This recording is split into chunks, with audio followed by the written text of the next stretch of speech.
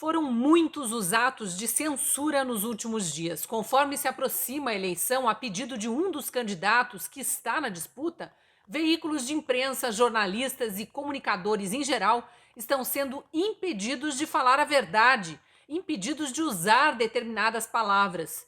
E uma produtora de filmes e de conteúdos em mídia digital foi impedida de lançar um documentário que ninguém viu. Não se sabe exatamente que informações contém. Apenas pelo título, Quem Mandou Matar Jair Bolsonaro, a Brasil Paralelo foi impedida de publicar o documentário. Isso é censura prévia, nunca existiu no Brasil, nem na época do regime militar. Outros veículos de comunicação também estão vendo a Constituição ser rasgada, a liberdade de imprensa ser atacada, estão sob censura. É gravíssimo o que nós estamos vivendo.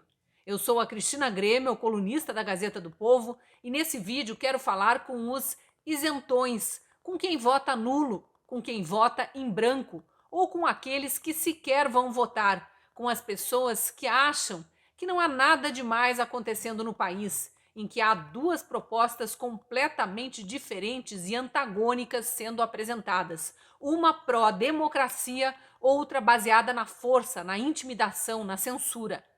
É com você que eu quero falar. Você precisa saber o risco que o Brasil está correndo. Tiranos são sempre vorazes, mas não se mostram assim logo de cara. Fingem ser dóceis, começam a atuar de leve, usando palavras e expressões bonitinhas, mais amor, por favor. Mas propagam mesmo é ódio, querem a destruição de todos que pensam diferente. E conforme avançam sobre as mentes dos mais distraídos, vão mostrando as garras, avançando sobre as liberdades, até que tenham o controle de tudo e ninguém mais possa contestar seus atos. Foi assim na Rússia, na China, em Cuba, Venezuela, Nicarágua. E está acontecendo também aqui no Brasil. O diferente por aqui é que quem está implantando a tirania não é o governo, o chefe do executivo, como nos outros países, mas o judiciário. Ministros de cortes superiores querem legislar e governar, como se essas não fossem tarefas exclusivas dos outros poderes, o legislativo e o executivo, cujos representantes, aliás, são os únicos que são eleitos pelo povo, de onde emana todo o poder. Não bastasse desrespeitar a independência entre os poderes prevista na Constituição, ignoram também outros artigos da própria Constituição, como os que garantem liberdade de imprensa e liberdade de expressão. O PT sempre falou em regular a imprensa e regular a mídia, estendendo às redes sociais a intenção de controle sobre o que pode ou não ser dito. Muitos dos apoiadores desse partido acusam os outros de falta de empatia, mas jamais se colocam no lugar deles.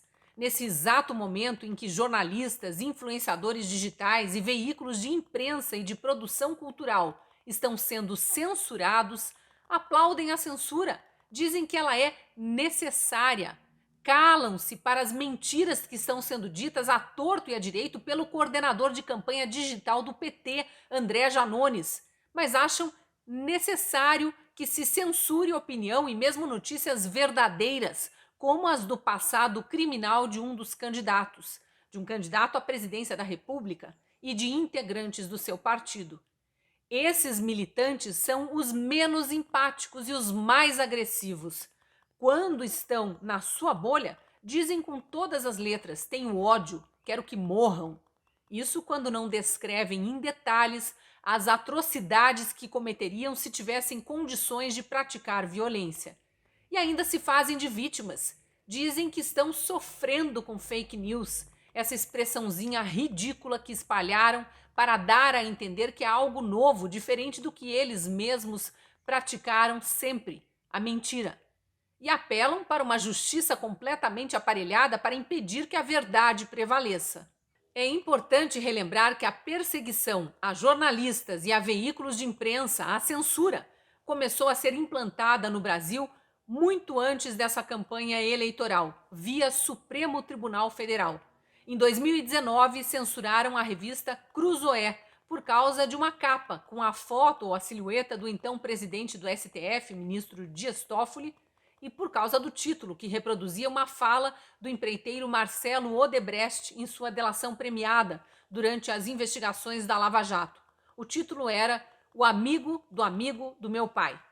Depois veio a onda de bloqueios de perfis e canais conservadores, a retirada do ar de sites de notícias, o fechamento da redação do Terça Livre, a perseguição ao seu principal jornalista, Alan dos Santos, que precisou se exilar no exterior para não ser preso, e a prisão de outros 2 jornalistas, Oswaldo Eustáquio e Wellington Macedo, depois que eles publicaram matérias e vídeos com críticas ao STF ou convocando a população a ir para as ruas exigir que a Constituição fosse respeitada. Os episódios mais recentes de censura vieram agora, no segundo turno das eleições de 2022. Em menos de uma semana, a Gazeta do Povo foi obrigada a apagar um tweet em que divulgou o título e o link da notícia verdadeira, que informava sobre o fechamento da rede de televisão CNN na Nicarágua pelo ditador Daniel Ortega. A proibição de divulgação dessa notícia foi apenas e tão somente porque o título da matéria mencionava a forte ligação entre Lula e o ditador da Nicarágua. Quem acompanha o noticiário sabe que Ortega foi inúmeras vezes elogiado e defendido publicamente por Lula, que chegou a ir pessoalmente a uma das cerimônias de posse de Ortega. E mais do que isso, foi recebido por ele no aeroporto. Ortega era o motorista do carro em que Lula foi conduzido do aeroporto até o hotel onde ficou hospedado. E Ortega foi um dos ditadores que fizeram questão de mandar os parabéns a Lula pela vitória no primeiro turno. Por isso, é importante reforçar que o tweet censurado referia-se a um título de matéria absolutamente verdadeiro. Ditador, apoiado por Lula, fecha canal de televisão CNN na Nicarágua. Bem, Lula, por sua vez, tentou fechar o canal de televisão Jovem Pan News aqui no Brasil. Pediu ao TSE, através de sua equipe jurídica de campanha, paga com dinheiro público do fundo eleitoral, que a emissora fosse retirada do ar por causa das notícias verdadeiras que o associavam não só a ditadores de outros países, mas a crimes revelados pela Lava Jato. O Tribunal Superior Eleitoral não atendeu a esse pedido de tirar a emissora do ar, mas estipulou censura prévia à Jovem Pan através de uma lista de notícias que passaram a ser proibidas, bem como uma lista de adjetivos e expressões que seus jornalistas e comentaristas não podem mais usar ao se referir a Lula. Caso essa determinação seja desrespeitada, a emissora está sujeita a multas altíssimas e aí sim ao fechamento e até confisco da concessão. Terá que sair do ar. Todos sabem que por causa dessas limitações a programação da Jovem Pan está comprometida e alguns comentaristas precisaram se afastar dos jornais por recomendação do departamento jurídico, porque estavam muito expostos. Foi o meu caso, já que além de colunista da Gazeta do Povo, também trabalho como comentarista na Jovem Pan News. E agora eu volto a falar com você que pensa em sequer aparecer para votar ou em votar em branco ou nulo. Esqueça os candidatos, já que nenhum dos dois te agrada. Olhe apenas para a ficha corrida de cada um, para o que cada um prega e pratica.